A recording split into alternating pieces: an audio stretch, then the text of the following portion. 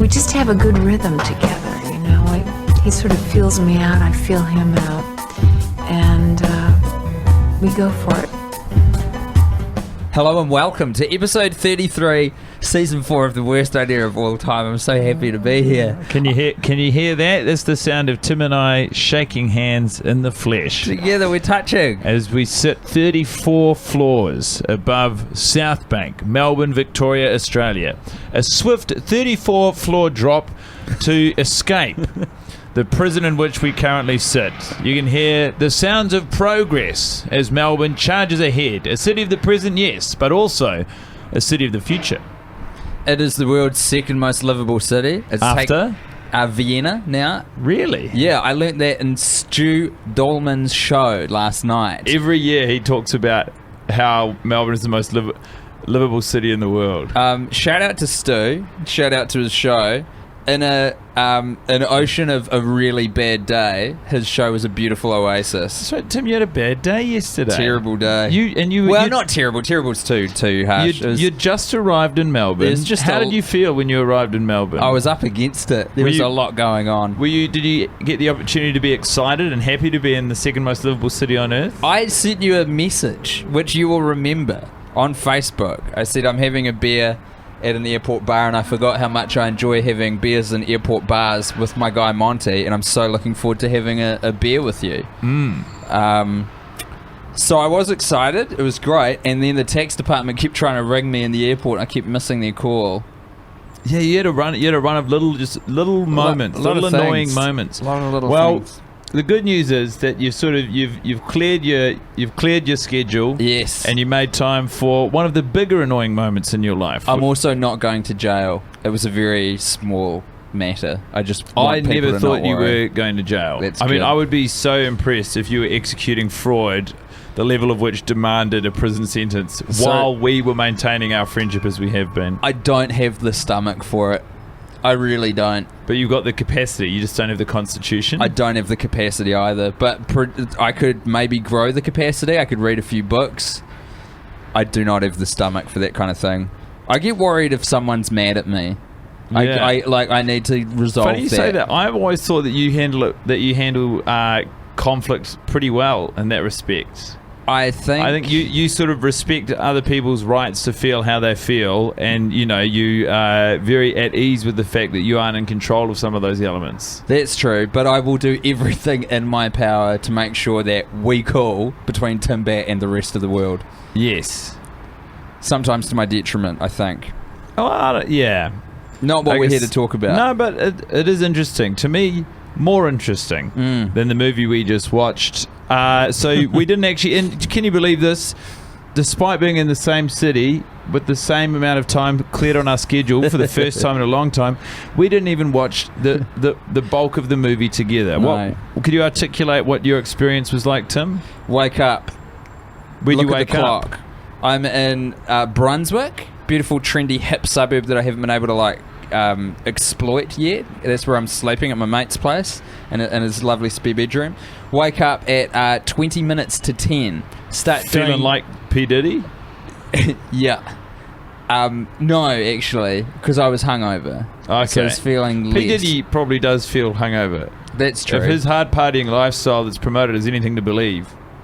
What's Sean Combs up to these days? He's got a luxury line of vodka. Oh, yeah. Or I don't even know if it's vodka, it might be tequila, but he's got like a boutique spirit, and he is doing very well. Everyone is in that game, eh? Dan Aykroyd brought out a vodka. Crystal Skull vodka, yeah. Dan Aykroyd. He's the opposite of hip-hop. He's got a vodka. Yeah.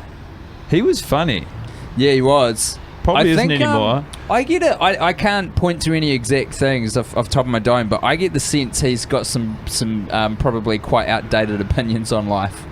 Yeah, Did he get in trouble a few years ago or something? Possibly. I read like an encyclopedia style, but also written as a sort of a presentation of the facts book about the Saturday Night Live years, the early years, and he arrived on the scene as a bad boy. Oh, true. From the wrong side of the tracks. I think he was part of that group that did a lot of coke. Was like absolutely, and it seems to me that What was his A lot name? of the Fairley. guys, a lot of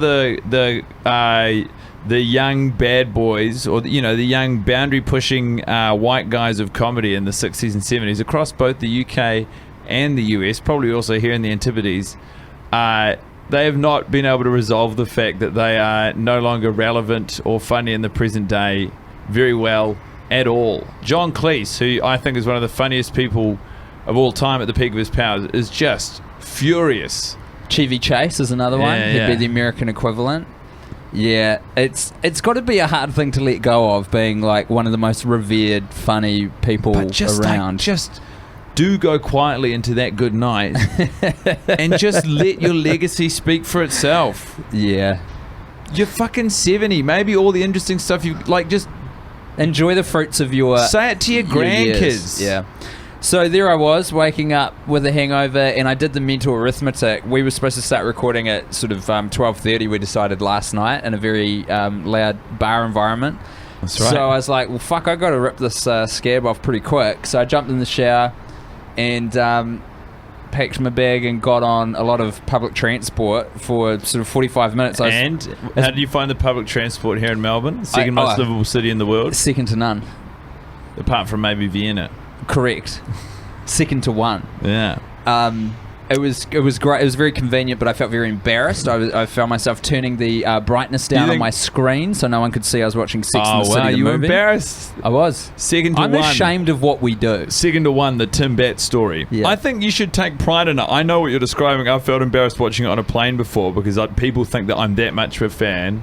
We've spoken about this, but I think there's. I'm trying to learn to take ownership of embarrassment, because that is where liberation lies. That is, the death of the ego is where you can be free. Nice. And if you sit on a tram loudly, publicly watching and enjoying Sex and the City, you're going to win over a lot of people. If you take out those headphones and put it on the loudspeaker, you're going to be drawing in people. You're going to create a sense of community on the tram. No. People are going to be grateful for you. They're on their way to work. They're thinking about something else. Suddenly you're bringing them in saying, hey, look at this. Carrie's created an entire fictional black family to deal with her heartbreak. That really... Because I actually forgot until you mentioned it when I got up here, the Louise Conspiracy.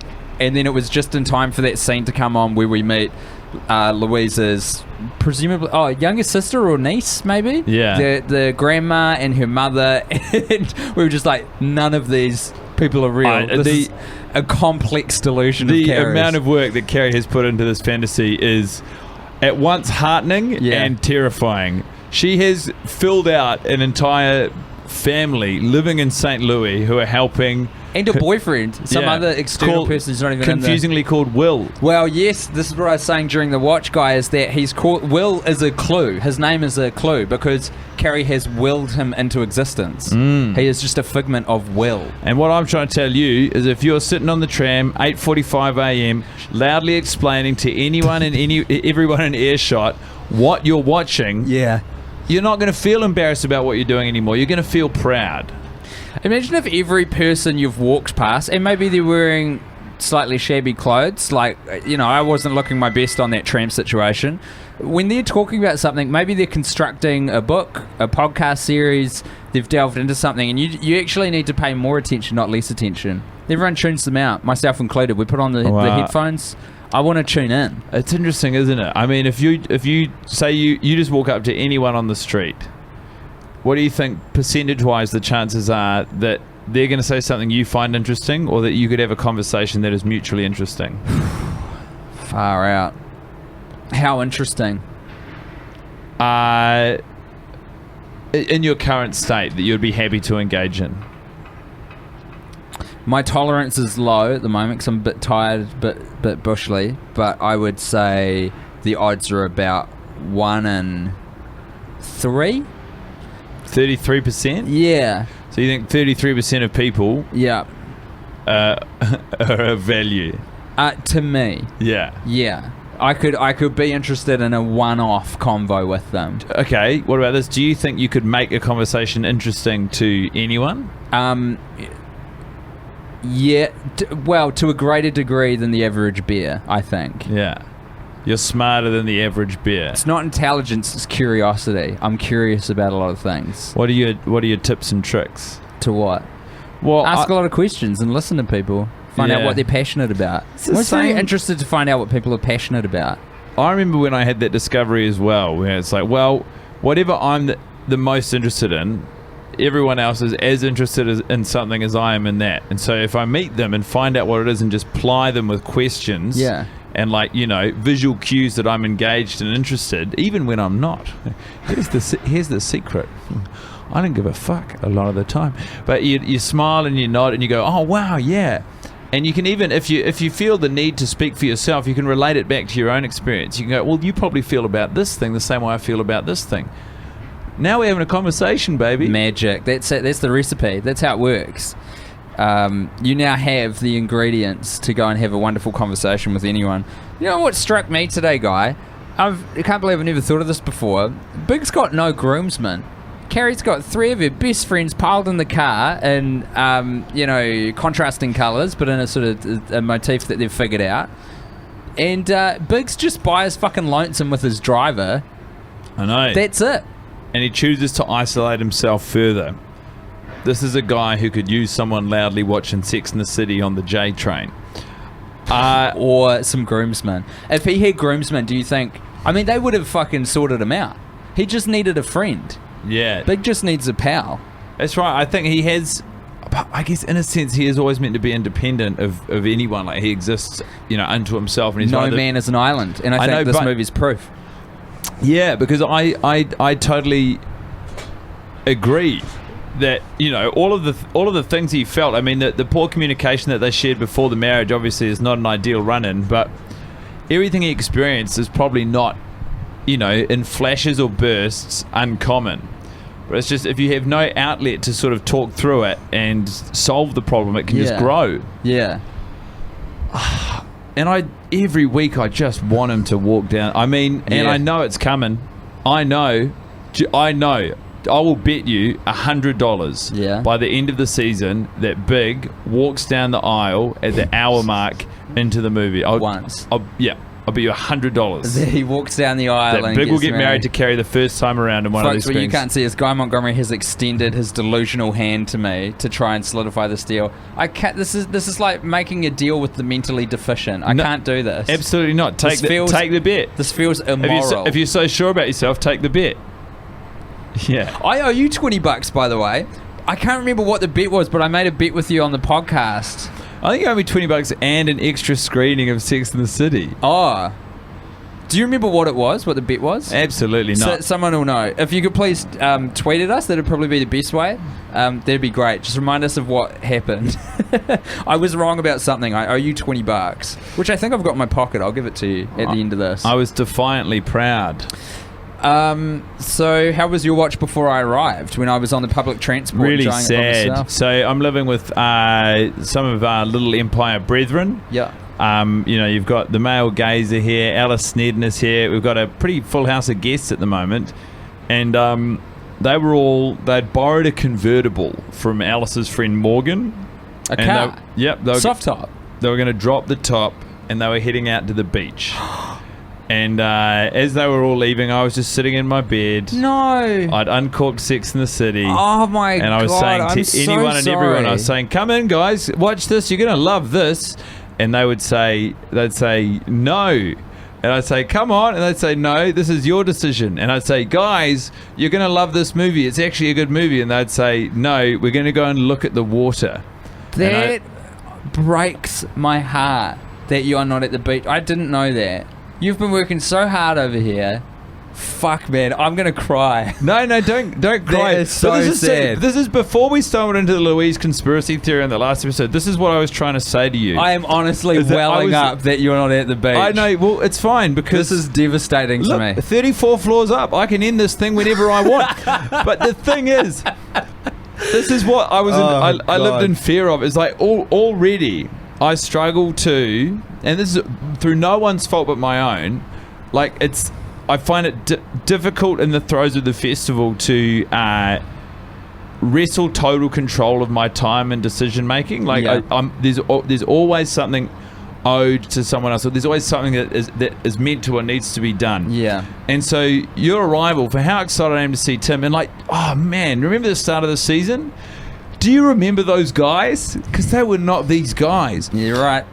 And so when you were coming, I knew you were coming, and I'm obviously always excited to see you and spend time with you, but I was like, well, that is like all those pockets of time which I barely had control over. Yeah. Those are now...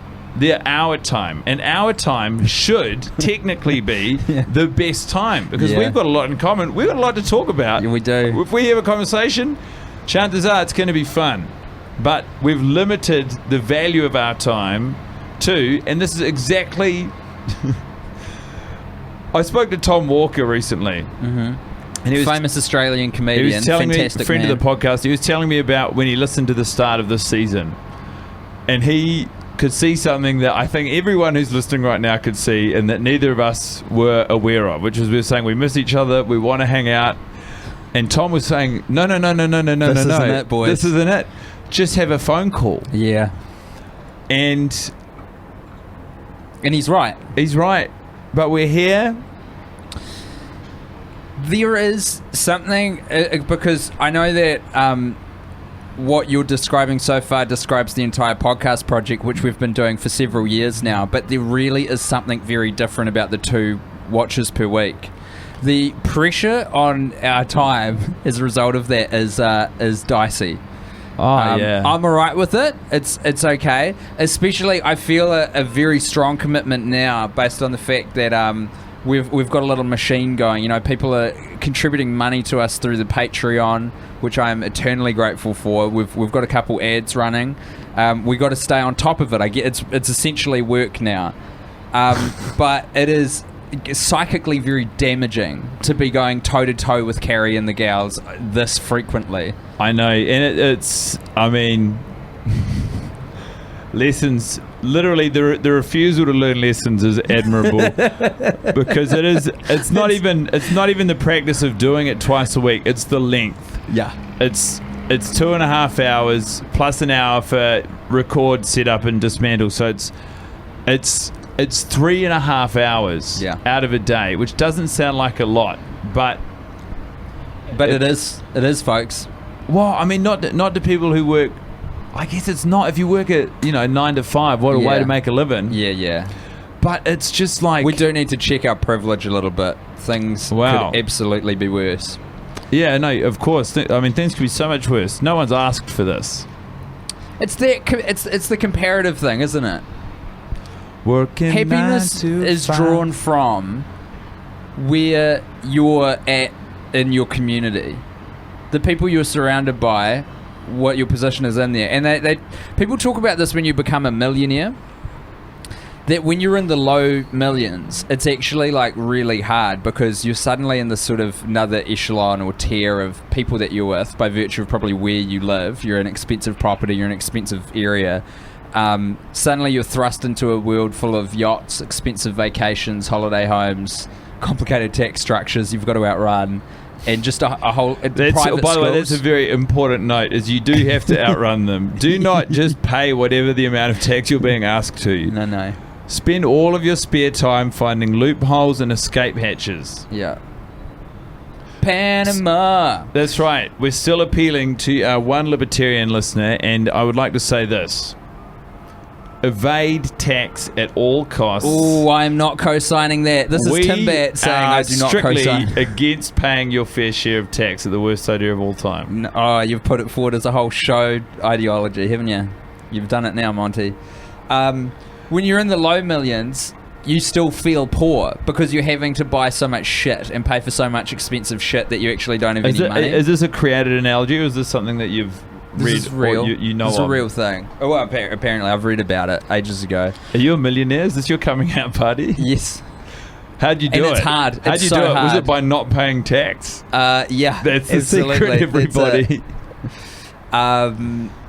But I remember I didn't finish this book, but I did start it. Nice. Nelson Mandela's... Shout out to books. Nelson Mandela's wife wrote a book.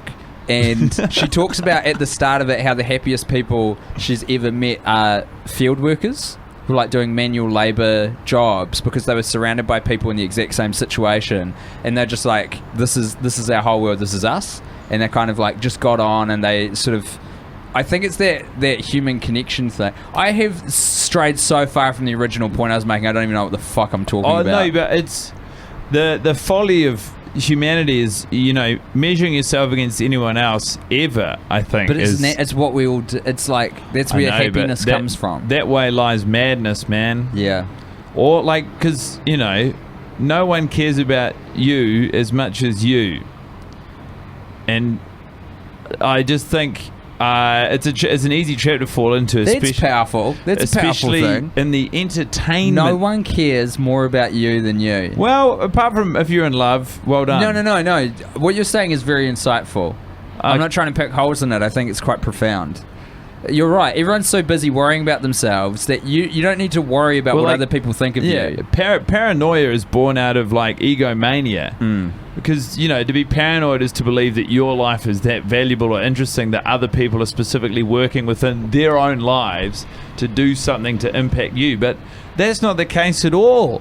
They're flat out. No one is noticing the way you dance at a disco because they're also dancing.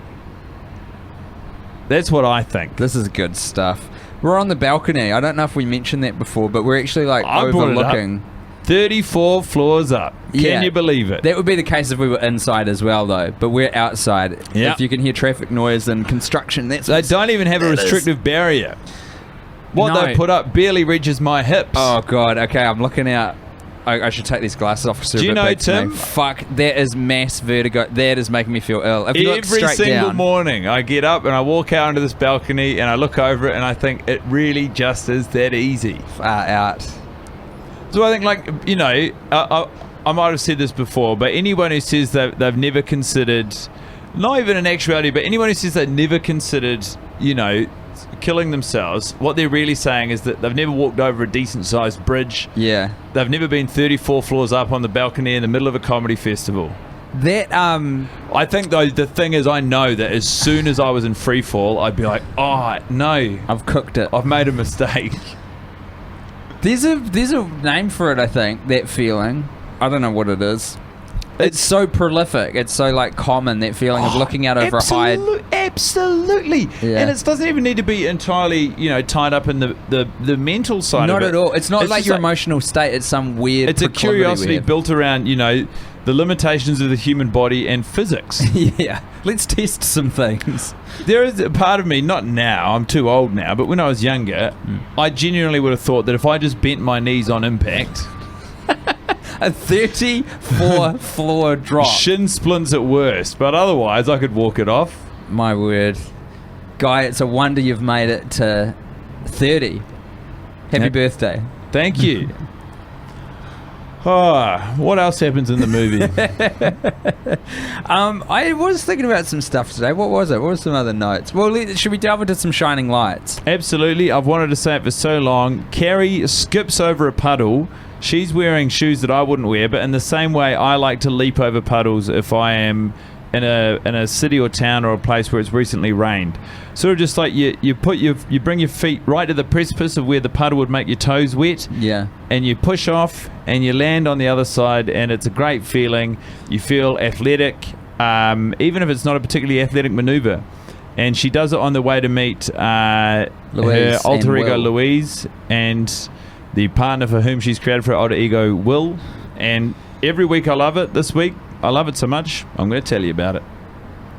This, of course, only happens when I'm not in town with you, whereupon I would lay my jacket down on top of the puddle for you to walk across. Yes. As is custom. You love getting your clothes wet. For you. In general, you love wet denim, eh? It's not that I love wet denim, it's that I hate dry denim. Yeah. You know, and there's not a lot of alternatives to that. It's a subtle but important distinction. I'll use whatever I have around me as well. If I'm in a cafe, I'll throw cold coffee on there, or water if they've got a jug. If I'm walking down the street, I will piss myself. I won't tolerate dry clothes. It's disgusting, but I respect a man who knows what he wants. I'm going to borrow a little bit from a potential shining light you mentioned. Oh, wait, maybe not, actually. I like the snow. in the New Year's Eve montage that Carrie's walking through when she has 48 minutes to get from her place to Brooklyn. Where is she? She's Manhattan, right? Yeah. No, well, she's just going down to Lower Manhattan. She's not going to Brooklyn. It's 11:12 p.m. What? She's going to visit Miranda. Miranda's not in Brooklyn, remember. Miranda moves into Old Ukrainia near Chinatown on the Lower East Side. Oh, she was in Brooklyn. She moved out of Brooklyn. Yeah, True. Yeah, her good and point. Steve have a pretty big spat. Yeah, I remember that. He fucked Smith Jarrett. And Smith Jarrett fucked him. I liked the snow. And I think it's probably fake, and there's a lot of it. And it's definitely a practical effect. Well, yeah, they probably did the snow budget before they did the autumnal leaves budget, which we all know they were pretty thin on the ground. Whoop. Not enough leaves for you, eh? You big Never. gassy. You are smashing a beer at the ripe old... Oh, it's fucking 1:10. I thought it was still the morning. No. Jesus. No. This is... Time gets treated very differently inside this project, doesn't it? Well, the whole idea of time and days of the weeks has literally been stripped to nothing by my book. I'd like to talk about something which I think might be part of the reason that Brady is such a damaged child and acts out the way that he does eventually. Can we please talk about the children? Brady Hobbs is 5 years old in this movie. Mm-hmm. He's not the most intelligent 5-year-old, no. But by the same token, he's also not the most dense. He might be. But in spite of that, Steve and... by virtue of silent compliance, Miranda continue to refer to Brady as the baby. Yeah. If you're calling your child who's 5 years old a baby, that's going to create some long-lasting... Brady is not even a toddler. No. He's a child. Yeah. He's a kid. You can't refer to a 5-year-old as a baby without thinking that it's going to stunt their development in some way. And, I mean, to be fair, I think the reason he wins the science fair with his rat maze or mouse maze, 2 years on, that's not because it's genuinely more impressive than someone who's explaining what static electricity is in a way that both 5-year-olds, 8-year-olds, 10-year-olds and adults can understand and engage with and retain. It's out of sympathy. He's not given that first place ribbon because of how successful or brilliant his science experiment was. He's given that because he's been mollycoddled his whole life. He's got no fucking idea what real achievements are, and he's got an inflated sense of self. Is it a worry to you that I had forgotten about that whole science fair thing for a movie that I've seen 52 times? No. It's a worry to me that I remember it. I envy you. Cool, man. Because I remember it now that you've said it, but I was like, what are you talking about? What is static electricity? And the winner is Brady Hobbs for his mouse maze. Woo! This is how you create an anti-hero. Take me back to the rainbow. That rainbow magic. Rainbow, rainbow's end. That rainbow magic. Great time at rainbow's end. I was on and off the tram on that one with you. What do you like about this city? I'm cooking out here, by the way. I'm roasting. It's hot today. Yeah. I love the cafe culture. I love cafes. You do. You love to eat out. I love the power of public transport. I've got a huge number of friends that live here now. I love the botanical gardens. I run around them most days. I just generally like the size of Melbourne. It's got all of the amenities of a proper, metropolitan city with the comfort of a smaller place that feels like home. And I don't know, I often wonder if I moved to Australia where it would be. Melbourne's up there, but Ray Badrin raised a very good point. He said if you're going to move, he's living in London though, so if you're going to move back to Australia, if you move to Melbourne, it's just a smaller representation of what a big international city is. Like, you're not moving back to Australia for Australia's sake. If you move to Sydney, in that instance, you're going to at least get to enjoy all the things that do separate Australia from somewhere like England, which is like the climate, the beaches, access to beautiful bodies of water in which you can refresh yourself. The thing about Sydney is, and I lived there a very long time ago, like 10 years ago, just for 6 months, but it's fucking expensive to live there and just exist. Big time. If you want to have any fun in Sydney, you better be earning some serious coin. Well, one of the most efficient ways to earn money? Don't pay any tax. Avoid tax, that's right. With your help, single libertarian listener, we will shrink government to a size where we can crush it under our boot. That is the ultimate goal of this podcast project. 4 years in the making, and finally we can speak freely as we've whittled away at our listenership until the only one dedicated and true listener remains. We're going to rally the troop, for there is only one, and we need only one. Fuck, man. I don't have anything else to say about this film, which is a concern because we're putting on a live show in a few days here in Melbourne. By the time you listen to this episode comes out, that will have only just happened, but it will be on the other side of it. What is there more to say? I'm not too worried about that, Tim. I'm not worried about any of this. I think... Do you reckon Samantha's going to eventually regret her decision to break up with Smith? Do you think she's going to get to age, let's say, 68? And I really hate to say this, but I think this is steeped in medical fact. The fact that she's had cancer once, I think, increases the likelihood that it will come back later on. Oh. And to be honest, when you're in a situation where you're up against it, you want to have a partner there with you. You want to have a person who's on your side in a big way. She's a strong, independent woman. Clearly, that is true. I think there'll be flashes of regret, but ultimately I think she feels good within herself about the decision. Yeah. And I think, and I think that isn't even from a selfish place. I think she feels good about the decision because it was the right thing to do for both parties. Yeah, that's a good point. The moment isn't always pleasant, but ultimately she's setting Smith free to find someone who loves him the way he needs to be loved. That is such a good point. And he is, he's a hunk and he's handsome and he plays a doctor on TV and he probably gets all sorts of different people throwing themselves at him. Yeah. But ultimately he's a sensitive new age guy who needs someone who's as invested in the relationship as he is. And him and Samantha share a healthy working relationship. She works on his next film. The one where he had to fly to the Middle East to shoot the movie poster in front of a green screen. Now, if we want to talk about complicated tax structures, I think that is certainly one of them. When you've got to burn so much cash that you're funding a bunch of people to go to the Middle East versus shooting against a green screen, that's my kind of fraud. Yeah. Now we're cooking. We're talking about the upper echelons of fraud. Before we get out of here, I'd like to ask you this. We're not getting out of here. We've been talking to 32 minutes. That's ages, man. That feels like 7 hours.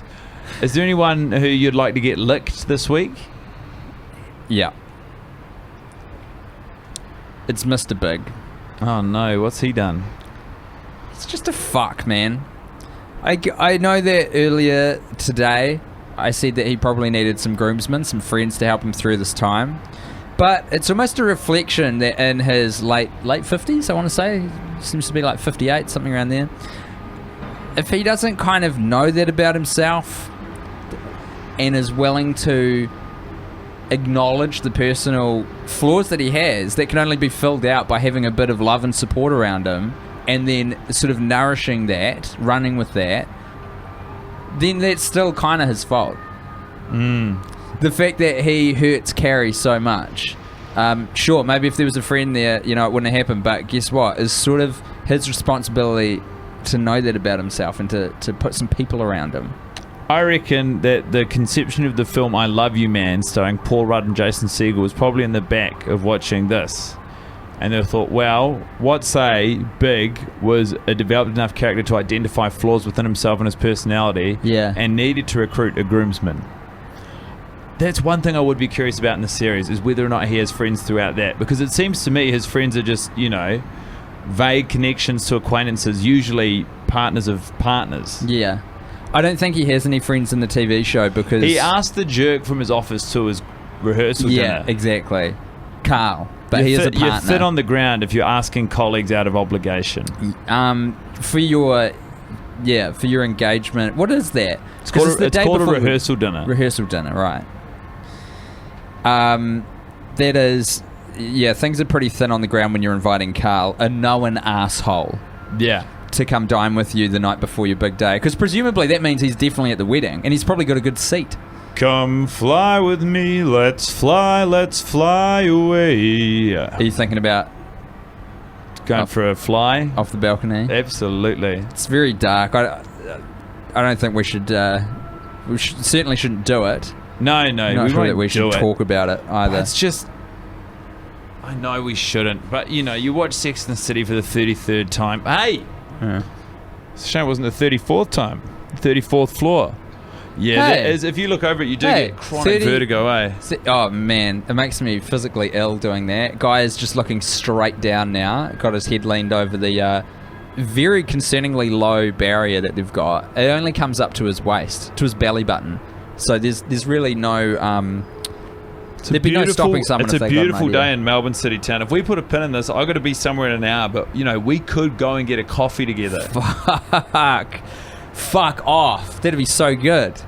God, that'd be nice. Guys, I'm sorry. I feel like I'm depriving you of a good 5, maybe 10 minutes of podcast, but we're damaged and we need to go heal ourselves, much like Big needs to. So to all of our listener, you've been licked. This is the Frosty Fellas signing off. We just have a good rhythm together, you know.